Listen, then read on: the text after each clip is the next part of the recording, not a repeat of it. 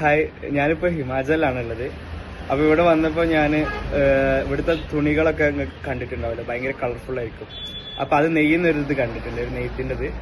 ഇതാണ് അവർ. അപ്പം ഇത് കണ്ട് പല കളേഴ്സ് യൂസ് ചെയ്തിട്ടാണ് ഇവർ നെയ്യൽ. ഭയങ്കര വൈബ്രൻ്റ് ആയിട്ടുള്ള റെഡ്, അതുപോലെ റോസ്, പിന്നെ ഭയങ്കര ബ്ലാക്ക്, അതായത് നല്ല കളർഫുൾസ് ആയിരിക്കും ഇവരുടെ ഡ്രസ്സിൻ്റെ കോസ്റ്റ്യൂമൊക്കെ. അപ്പോൾ ഞാൻ ഇട്ടത് കണ്ടില്ല, ഇതുപോലത്തെ ഇങ്ങനെ പാറ്റേൺസ്. ഇതാണ് ഇവരുടെ ഹിമാചല ടൈപ്പ് പാറ്റേൺസ് ആണ് യൂസ് ചെയ്യുന്നത്. പിന്നെ ഇവർ യൂസ് ചെയ്യുന്ന മെറ്റീരിയൽ എന്ന് പറയുന്നത് വൂളനാണ്, അതായത് കമ്പിളി രോമം കൊണ്ടുള്ള, അതായത് ഇവിടുത്തെ തണുപ്പിനെ റെസിസ്റ്റ് ചെയ്യാൻ വേണ്ടിയിട്ട്.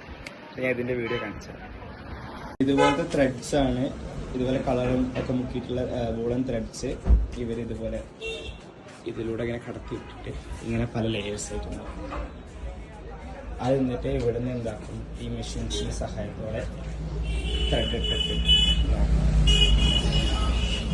ഇങ്ങനെ നെയ്യുന്നതിന് ഒരു പട്ടു എന്നാണ് പറയുക. പിന്നെ ഈ മെഷീന് ഒരു റച്ച് എന്നാണ് പറയുക, റച്ച്. ഇത് പട്ടു. ഇങ്ങനെ കുറേ നൂലും കാര്യങ്ങളൊക്കെ ആയിട്ട് നല്ല രസമാണ്. നമ്മുടെ നാട്ടിലൊക്കെ നെയ്യുന്ന അതേ ഒരു രീതിയിൽ തന്നെയാണ് ഇവർ നെയ്യുന്നത്. പിന്നെ അതല്ലാണ്ട് ഇവർ കൈകൊണ്ട് വൂളൻ നൂലുകൊണ്ട് കുറേ സോക്സ്, അങ്ങനത്തെ ജാക്കറ്റ് കാര്യങ്ങളൊക്കെ ഉണ്ടാക്കും. നമ്മളെ ക്രോഷറ്റില്ല, ഇത് 2 സ്റ്റിക്ക് യൂസ് ചെയ്തിട്ട് നൂല് ത്രെഡ് ചെയ്ത് അങ്ങനത്തതും ഇവിടുത്തെ ആൾക്കാർ കുറേ ഉണ്ടാക്കുന്നുണ്ട്. അതും ഞാൻ കാണുകയാണെങ്കിൽ ഞാൻ വീട്ടിലാണ്. ഞാൻ നേരത്തെ പറഞ്ഞില്ല, നെയ്ത്തിന്റെ കാണിച്ചെന്നില്ല. അതുപോലെ ഇവിടെ ഇങ്ങനെ ഇതുപോലെ ബണ്ടിൽസ് ഓഫ് നൂല് വാങ്ങാൻ കിട്ടും. ഇതൊക്കെ വൂളൻ നൂലാണ്, പല കളേഴ്സ്. ഇത് ഒരു ഹാൻഡ് മെയ്ഡ് ആയിട്ടാണ് ഉണ്ടാക്കുക. 2 ഹുക്ക് ഉണ്ട്, ആ ഹുക്ക് വെച്ചിട്ട് ഇവർ ഇങ്ങനെ മെടയും. അങ്ങനെയുള്ള ഒബ്ജക്ട്സ് ആണ് ഇത്.